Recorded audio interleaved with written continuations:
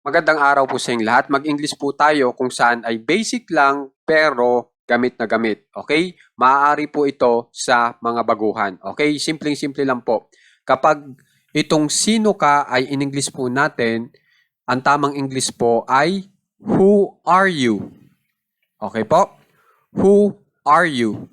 Kapag sino sila, who are they?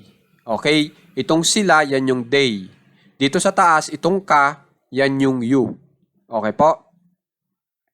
Tapos, sino siya? Kung yung siya po ay lalaki, who is he? Okay po? Kapag yung siya po ay babae, she po ang gagamitin nyo. Who is she?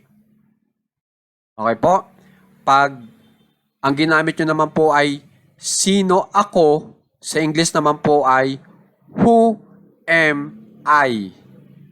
Who am I?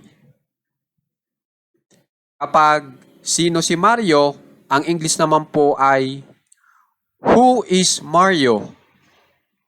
Who is Mario? Kapag sino yan, who is that? Who is that? At kapag sino ito, who is it? Who is it? Okay po? Sana po makikipractice po, makikipag-aralan para magamit nyo rin po itong paggamit po nitong salitang who. Kung saan po ay tumutukoy po tayo ng iba't ibang tao. Okay po? Maraming salamat